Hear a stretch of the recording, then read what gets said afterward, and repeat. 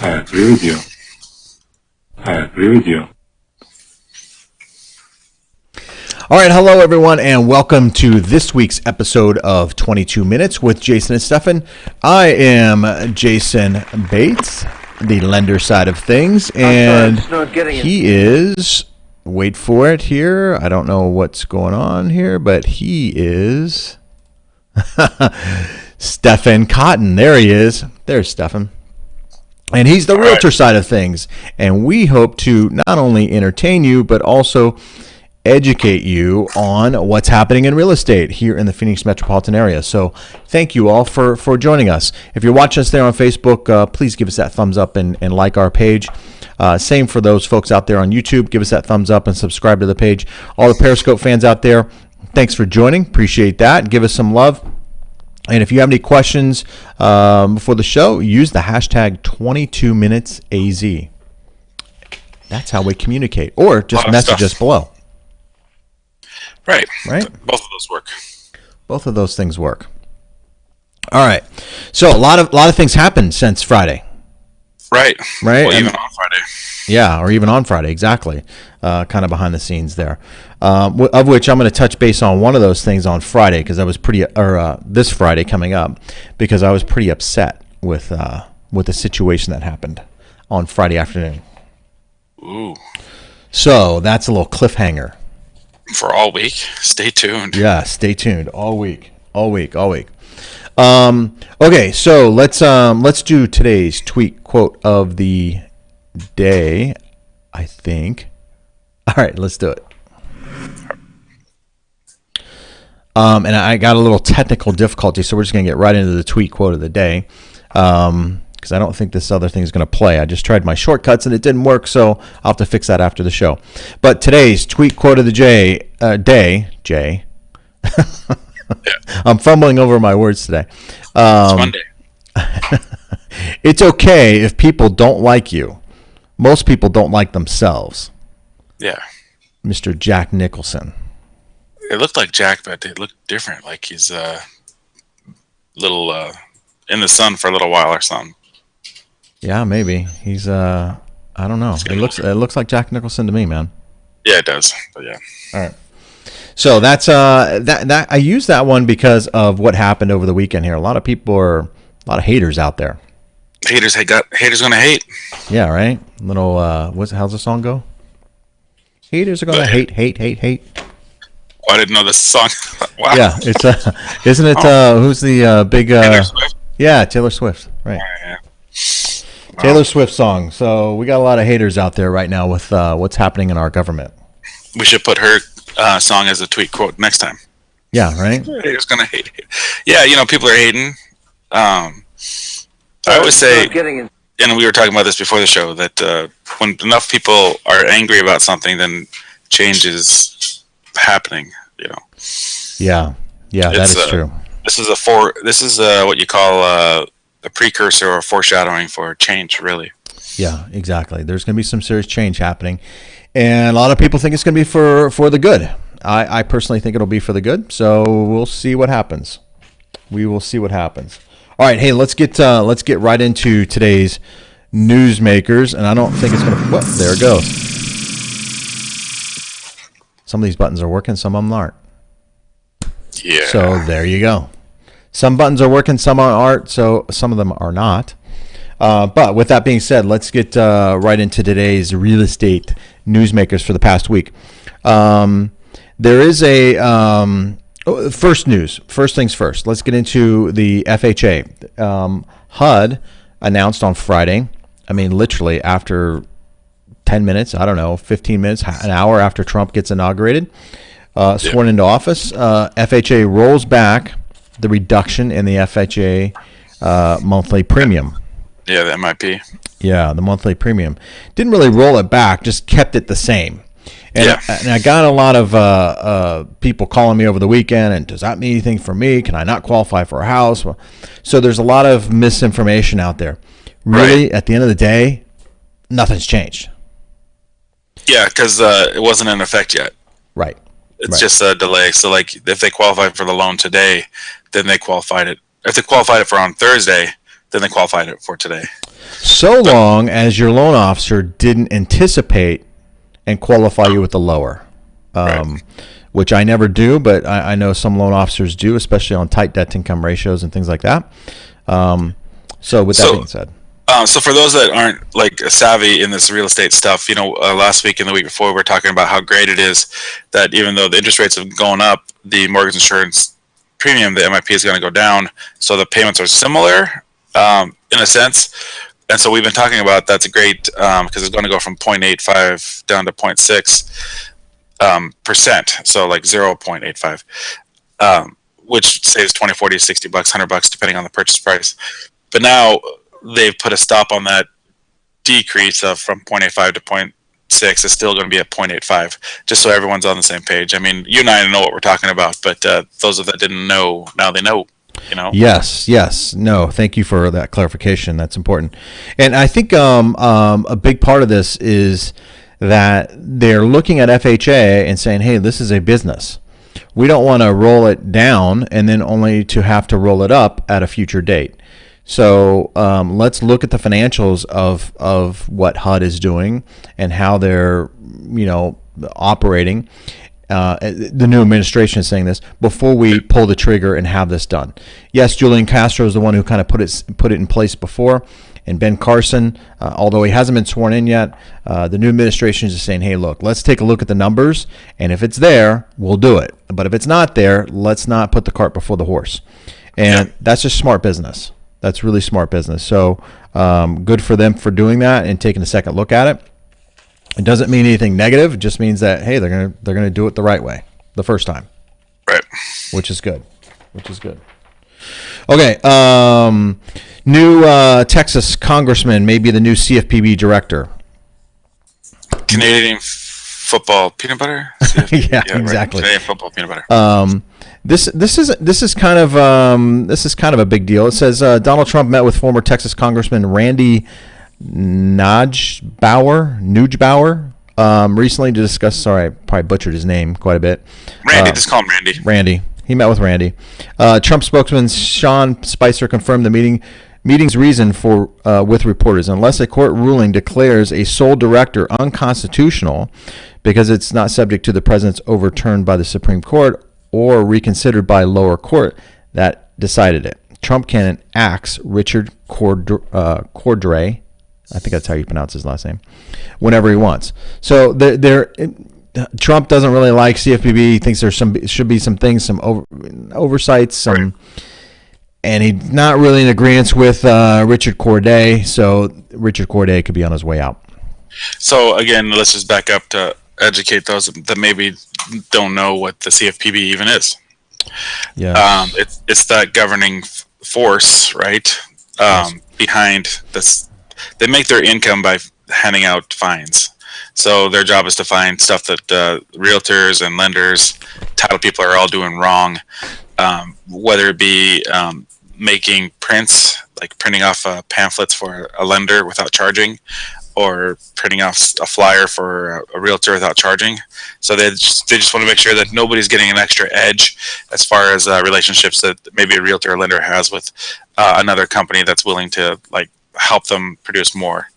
Yes. Right? Is it in a nutshell? Yes, that's in a nutshell. It's the government branch of government that's to oversee how mortgages are done from start to finish, to make sure that everybody, as far as citizens, the United States citizens are concerned, are treated fairly and not taken advantage of.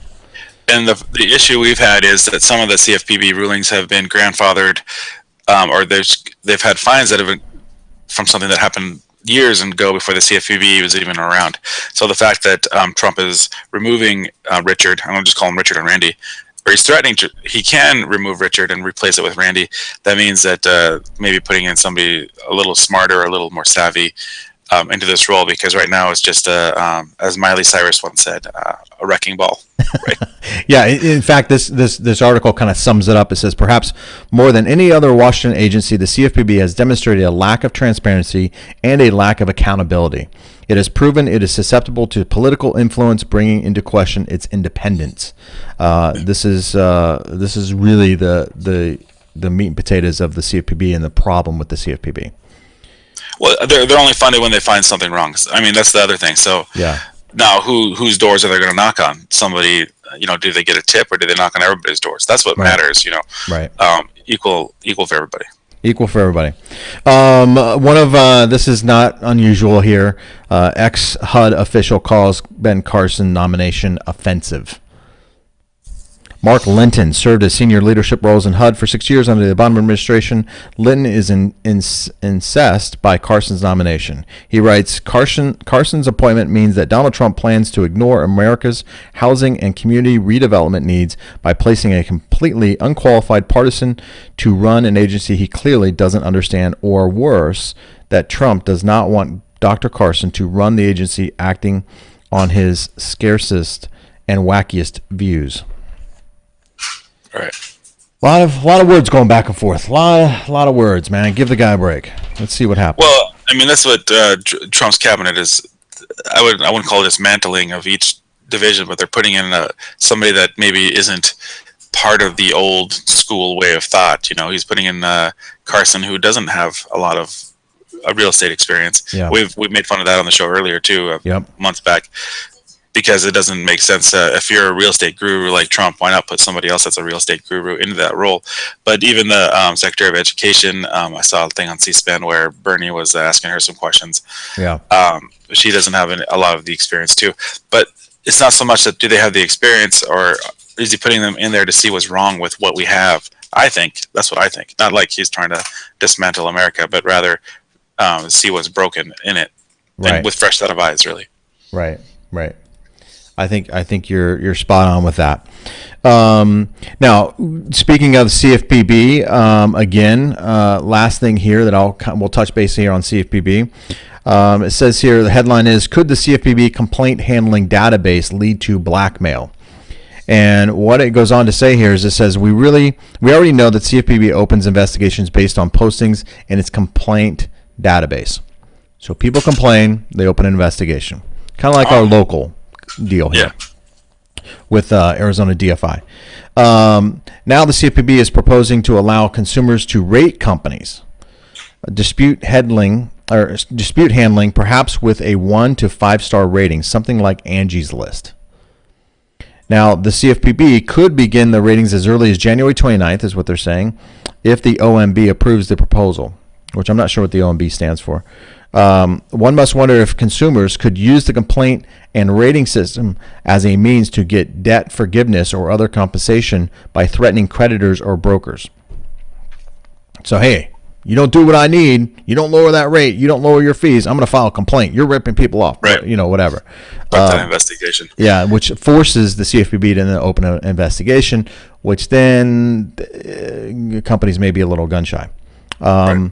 Originally, we were told the complaint database would only contain findings where wrongdoing was confirmed. It has morphed beyond that. This is the problem with the CFPB. There's nobody kind of knows who's accusing who. Who's accusing you, what the rules, what the boundaries are. And this is what the heads of the lending industry have said, look, man, if we don't know the rules, we can't play the game. Right. So it does feel like a nighttime drama where there's a bunch of rich people pulling the strings like, oh yeah, I'm going to start an investigation on you and your lending services. Right. But which has held back some of the innovative, loans that could be out there that could help continue the housing recovery. Now, this one is something that we see, I've seen quite often, which is taking clients on a cruise illegal. Yeah. So, I don't know. I don't know if it's illegal or not. So here it is. A Minnesota title company was fined $50,000 for an alleged kickback scheme where the title company took real estate and mortgage professionals on a cruise. Is this back to 2007? I'm going to say about this. Go ahead. Well, there's a continued education class that's offered right now, I think, from a different, like a title company or something, where you pay for it. I mean, are they getting free cruise trips? It doesn't really say if it was free. It just says the Minnesota Department of Commerce said the title company violated RESPA. So far, none of the loan originators have been fined, but it is also illegal to receive a kickback. So is the cruise a kickback, I guess is the point. The state took issue with the cruise because everyone on it had referred business to the title company. So a little. Yeah. Sounds like they got a free ride. Yeah, sounds like they got a free ride. So now, with that being said, when I say going back to 2007, a lot of companies were throwing these extravagant parties, just kind of willy-nilly. I saw a couple mortgage companies over the past couple weeks doing their year-end parties or whatever. And with Facebook Live, you can see their parties. Yeah. A lot of people are kind of proud of their companies and the companies they work for, and then showcase the party. I got to tell you, these parties, it doesn't seem like they've toned down any. Right. I mean, they've got some superstars coming and speaking in front of these people. You see Quicken Loans, man, they're spending a ton of money in some of the stuff that they do, incentives for their employees and things like that. I'm all for incentives, but incentives are one thing, but a title company taking you on a cruise is another. Yeah. Now, Berkshire Hathaway Home Services, they have that little home services part at the back, which I think the future of Berkshire Hathaway Home Services is that they will have the lending side branded, maybe a title side branded. So that way, when you come into a Berkshire Hathaway office, it could be that it's a full service place. Now, if I'm a Berkshire Hathaway title person and you're a Berkshire Hathaway lender and we're a Berkshire Hathaway realtor, I mean, I don't know if that's an issue. I don't know. I mean, I'm not with that company anymore, but I'll tell you what happens when the whole team is under one umbrella. Yeah, it's going to be interesting to see what happens there. It'll be interesting to see what happens. But I think if they're branded and there's disclosure that you have affiliations with that, I think you'll be okay. Sophie, name of a company. I don't know if you've heard this. There's a lot of commercials I've seen on TV about this. I fast forward. You DVR them. Sophie finds mortgages better than student loans. So Sophie is a company that was doing a lot of refinance on student loans and things like that. Sophie made a name for herself refinancing student loans. Lately, it has been pushing low red tape jumbos and special cash out deals from Fannie Mae. According to the online lender, mortgages are its major growth area, now funding over $100 million a month. Good Nationally. Numbers. Nationally, that's correct. Yeah, that's pretty good. 1.2 billion. Yeah, it's a good number. Good number. So that's good. I've always said, hey, look, more competition in the mortgage world, the better the consumer, the better the deal the consumer gets. So right. Hopefully there'll be more players that come back into the mortgage market. This is kind of big news for Fannie Mae, and I know some of this news is kind of boring. Fannie Mae loses right to avoid state courts. Fannie Mae asserted that it was given the right under its charter to move any suit filed against it to federal court. The Ninth Circuit Court agreed with Fannie Mae, but the Supreme Court reversed the Ninth and said Fannie Mae has no such right and must defend suits in state courts. That will make it much easier to sue the GSEs. Fannie Freddie. Okay, GSE stands for? General Servicing. Oh man, you just asked me too much. Too Sorry. quick. No. I'm just trying to educate, right? I understand. Major ones like Fannie Mae and Freddie Mac. Fannie Mae, Freddie Mac, they fall under the GSEs. Okay. That's me Fannie as a Mae. consumer, if I were to be upset with Fannie Mae, I sue it at the state level here in Arizona. If it came to that, yes.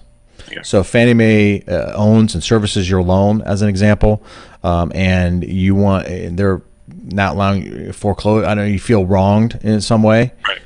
Then you can sue them in your state court. Now that's kind of interesting because state courts laws are a little bit different when it comes to foreclosure and short sales and that sort of thing. So, and maybe that's why the Supreme Court ruled it, because each state has a little different jurisdiction. Yep, exactly right. Which I think was the right thing to do.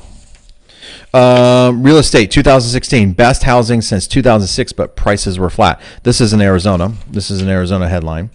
I want to get your take on that. We're starting to see the numbers come in for 2016. Yep. Best year ever. Yeah, best year ever as far as, number of people wanting to purchase, things like that. I think that was a lot due in part to the low interest rates. Right. I really think that really helped us. The down payment assistance programs that were out there. I mean, mean, we have the traditional ones like USDA over in Buckeye or up north in Anthem, but the VA loan as a traditional one. But the fact that we had all these other down payment assistance programs helping new families get into a purchase really helped spark. I mean, when your interest rate's below 4%, it's silly not to buy a house. In fact, I was talking to someone Tuesday or Wednesday, and we're talking about the interest rates going up, and they're like, "Oh my." I was like, listen, it's below 5%. It's not like, right. I mean, it's gone up. We're still below what we thought was really, really great a few years back, you know. Right. It's just that we're accustomed to 4% now.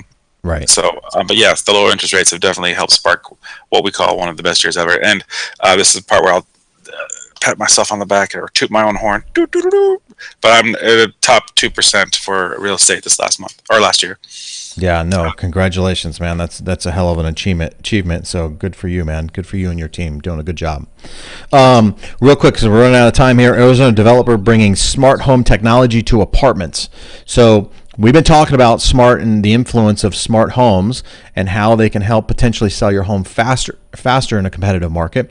We feel that 2017 is going to be a competitive market. So separating yourself from your competitors, one way to do that is to create a smart home. The Nest, Echo, high-speed internet, that sort of thing. It's worth the investment if you're looking to sell your home this year. We're starting to see apartments starting to do it now. So if apartments are doing it, you should, if a homeowner, you should be involved in it as well. Yeah, just to think that, especially if you're trying to pull the renter from renting, you need to offer services that are better. I mean, you get the tax write-off and you get a lot of different stuff as home ownership. Plus, you get the equity earned, right, versus when you rent. Yeah. But if you're going to compete against them and they're renting for $1,200 a month and you're saying you can buy this house for $1,200 a month, well, your house isn't smart like my apartment. Yeah, I mean, Vistaria at Santan Village will feature locks, thermostats, and lighting that can be remotely controlled from smartphones. There you go.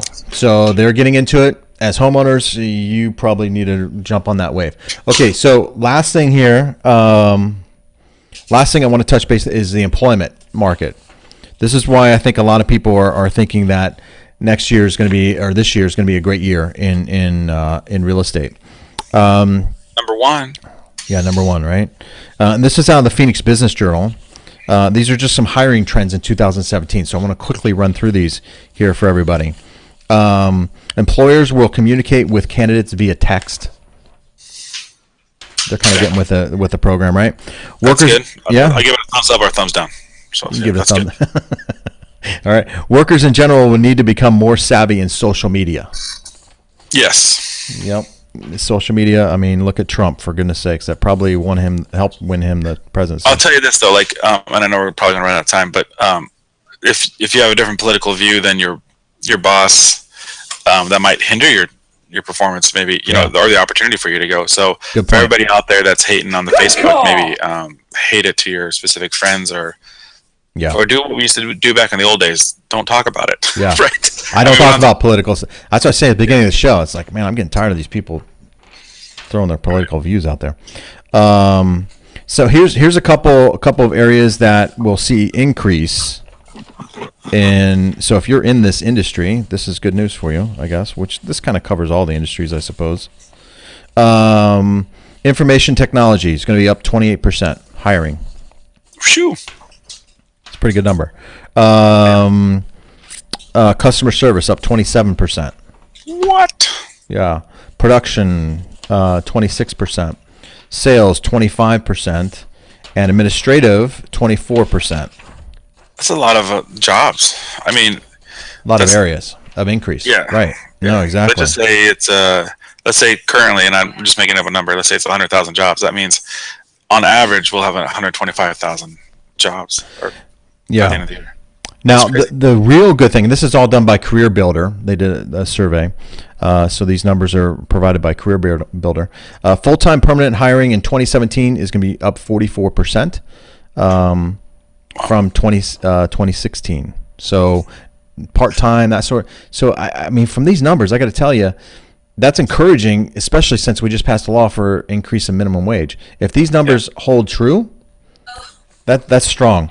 Here's the thing, though, I think that we spoke of on Friday and we've been speaking of for quite some time, or at least I have. And I know I've been listening. We've been expressing it here on the show, and you've agreed, of course. Companies will be under pressure to offer higher pay. Right. 66% plan to increase salaries on initial job offers. That's really good news. So think about that. For once, a couple of years ago, they were offering somebody $30,000 a year to come work for them. It's going to be 66% higher. So now they may be offering, what, 40? Is that what that said? Or 66% of the people will be offering higher? I'm sorry. 66. Yes, I'm sorry. 66% of the companies hiring plan to offer higher. Yeah, it could be $31 an hour or $32, but yeah. Right. 30% of employers will increase it by 5% or more. Oh, there you go. So there you go. 47% of employers expect to increase the minimum wage at their organizations and these employers, which some of that's part of a law now anyway. 44% will increase it by $3 or more. That's good. 22% will increase it by $5 or more. That's awesome. $5 more an hour translates into $10,000 a year. Significant. Using this, $10,000 extra. Yeah, significant number for sure. So those are good positive things. We kind of end it with a little bit of a positive note there. So hopefully you're out there and you're going to get a pay raise this year. I won't. Yeah, we won't. But if you do get a pay raise, or maybe you'll switch companies and get a pay raise. That's the other thing that's I think will be out there as well this year. So with that, I don't know. Do you have anything else you'd like to add?